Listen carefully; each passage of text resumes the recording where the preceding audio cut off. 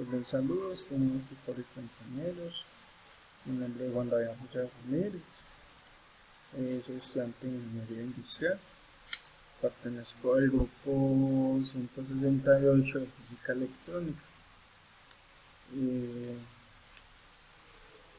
Para el desarrollo del laboratorio corresponde el ejercicio asignado al estudiante número 3. En este caso, el rectificador de onda completa. Dice: el estudiante realiza el montaje del circuito de la figura 6 usando el simulador Tinkercad con la frecuencia de 60 Hz y un voltaje de entrada de 10 voltios pico a pico. ¿Cierto? Acá está pues como el ejemplo de lo que se debe hacer en el simulador. Ahora vamos al simulador. Acá está pues ya listo el montaje, ¿cierto? Las herramientas que se usaron fueron 4 osciloscopios, un generador de carga que con una frecuencia de 60 Hz con 10 voltios. Acá están pues el condensador polarizado con una capacitancia de 1 picofaradio y con un voltaje de 15. Tenemos una resistencia de 1 kilo ohm. Y acá tenemos los diodos pues, que generan el puente de diodos. Entonces vamos a hacer la simulación. Al hacer la simulación, entonces vamos a mirar las preguntas que nos hace. Acá nos dicen que lo primero que hay que hacer es conectar el osciloscopio entre el pin 1 y el pin 4 y dibuje la señal obtenida. Acá pues está la señal obtenida. Igual vamos al simulador, detenemos la simulación, iniciamos simulación. Primero que hacemos pues es ver cómo es la señal antes de la entrada al puente de diodos. Acá está pues, se evidencia que es una señal que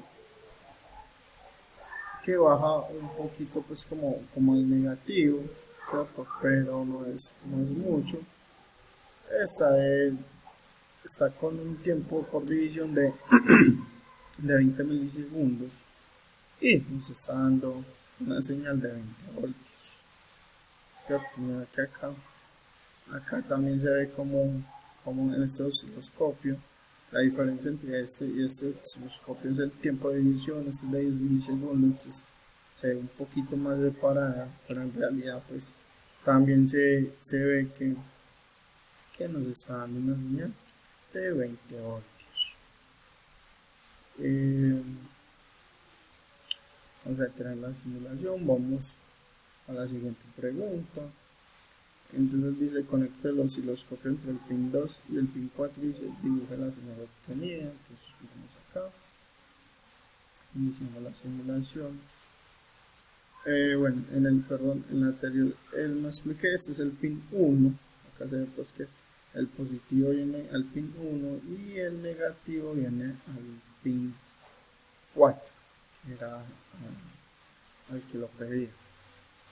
Ahora nos está pidiendo que lo conectemos el pin 2, entonces este sería el pin 2, el positivo al pin 2 y el negativo va al pin 4 nuevamente. Acá pues se ve la señal, que es una señal que no pasa de 0, ¿cierto? Es de 0 y es una señal positiva. Acá lo vemos pues un tiempo por división de 10 milisegundos. En este caso tiene el tiempo por división de 20 milisegundos pues con la salida de las resistencias, pero realmente se ve que es igual, ¿cierto? Tiene una señal de 10 voltios. Y listo. Ahora sigamos lo que nos dicen las preguntas. Entonces él dice: si cambio el valor del condensador por un valor más alto, ¿qué pasa con la señal de salida? Entonces dice: al aumentar el valor del condensador, la señal de salida la onda tende a colocarse continua, lo que quiere decir que las ondas pasan de ser triangular a convertirse en una línea recta. Vamos a detener la simulación, cómo se hace. En este caso vamos a poner 1000 picofaradios, puede ser. Hacemos la simulación y empezamos a ver cómo se van comportando la onda, ¿cierto? Suele ser una señal continua, y entre más alto lo pongamos, va a ser así. En este caso pues serían 10.000 picofaradios. Es un poquito más lento porque como son tantos, entonces tiende a ponerse un poquito más lento. Vamos a hacerlo con 100 picofaradios. Acá se evidencia pues como la señal de salida. Entonces entre más alto sea el valor del condensador, la onda será mucho más recta, será una onda continua. Vamos a la siguiente pregunta. Entonces, ¿qué papel cumple el condensador del circuito? Entonces, el condensador permite frecuencias.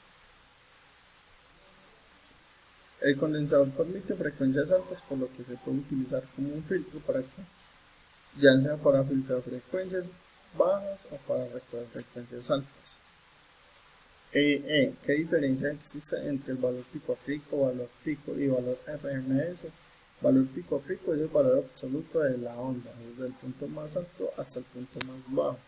Como se ve pues acá en el ejemplo, sería en este caso desde este punto hasta este punto. Valor pico es el valor más alto que alcanza la onda, o sea, sería de este punto a este punto, o de este punto a este punto. Calcule el voltaje para dos señales diferentes y explique paso a paso cómo se tienen a partir de la señal de salida del osciloscopio, ¿cierto? Entonces, vamos a...